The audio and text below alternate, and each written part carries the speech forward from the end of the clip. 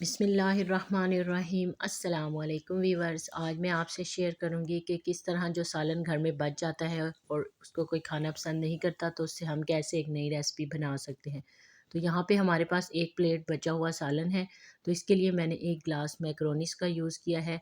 तो सालन हमारा पहले से रेडी है, इसलिए हम अब मैक्रोनीस को बॉयल करेंगे। तो मैक्रोनीस बॉयल करने के लिए आपने जितनी क्वांटिटी मैक्रोनी की ली है उससे डबल या ट्रिपल पानी ले लेंगे और उसमें नमक शामिल करेंगे हस्बे ज़रूरत, और साथ में कुकिंग ऑयल।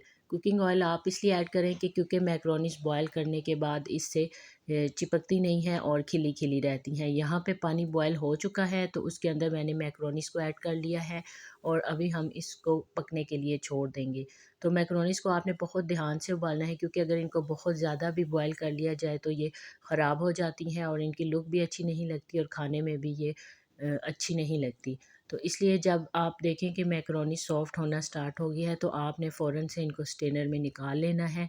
और फिर हम यहाँ पे बाकी का मसाला तैयार करते हैं। तो इसके लिए हमने बचे हुए सालन को सबसे पहले पैन में ऐड कर लिया है और इसको हम गरम कर लेंगे। यहाँ पे मेरे पास बीफ का सालन है, आप इसकी जगह पे चिकन का सालन हो तो वो भी इस प्रोसेस में यूज़ कर सकते हैं। इस तरह हमारा सालन भी ज़ाया नहीं होगा और एक नई डिश बन जाती है जो कि बच्चे और बड़े सब शौक़ से खा लेते हैं। तो अभी मसाला हमारा जो है वो रेडी हो चुका है।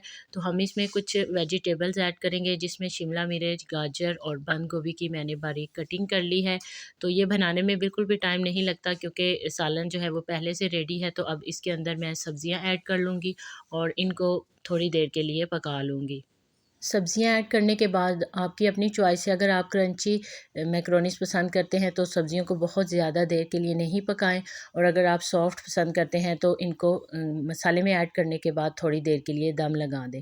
लेकिन यहाँ मैं दम नहीं लगा रही, क्योंकि क्रंची वेजिटेबल्स जो हैं वो ज़्यादा अच्छी लगती हैं। और अगर आप मसाला तेज़ पसंद करते हैं तो इस टाइम पर आप इसके अंदर सब्ज़ मिर्च और साथ में काली मिर्च ऐड कर लें अपने टेस्ट के अकॉर्डिंग। नहीं तो आप लाइट मसाले पसंद करते हैं तो आप ना भी ऐड करें, जितना आपके सालन में मसाला होगा तो आप उसी के अंदर बना लें। यहाँ पे आपकी अपनी चॉइस है कि जितना मसाला आप यूज़ करना चाहते हैं कर लें। मैक्रोनीस भी हमारी बहुत अच्छे से बॉयल हो चुकी है, तो अब हम इसको मसाले के अंदर मिक्स कर लेंगे। और यहाँ पे एक चीज़ और भी ऑप्शनल है कि अगर आप सॉसेस का टेस्ट पसंद करते हैं तो आप इस टाइम पे चिली सॉस, सोया सॉस और विनीगर ऐड कर लें। इससे आपका टेस्ट और भी अच्छा बन जाएगा, लेकिन मैं ऐड नहीं कर रही।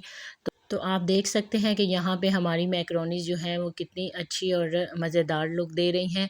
तो अगर आपको हमारी ये रेसिपी थोड़ी सी भी अच्छी लगी है तो प्लीज़ आपने हमारे चैनल को ज़रूर सब्सक्राइब करना है और वीडियो को लाइक करना है, क्योंकि मैं डेली कोशिश करती हूँ कि आप लोगों के लिए एक अच्छी सी और नई रेसिपी लेके आऊँ। तो अगर आपको ये रेसिपी पसंद आई है तो प्लीज़ हमारे चैनल को सब्सक्राइब कीजिएगा।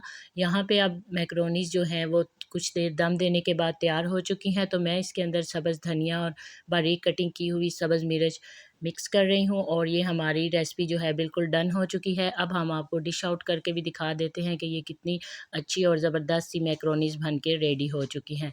तो आप भी इस तरह बचे हुए सालन से मज़ेदार सी रेसिपी झटपट तैयार कीजिए और इंजॉय कीजिए। नेक्स्ट वीडियो तक के लिए अल्लाह हाफ़िज़।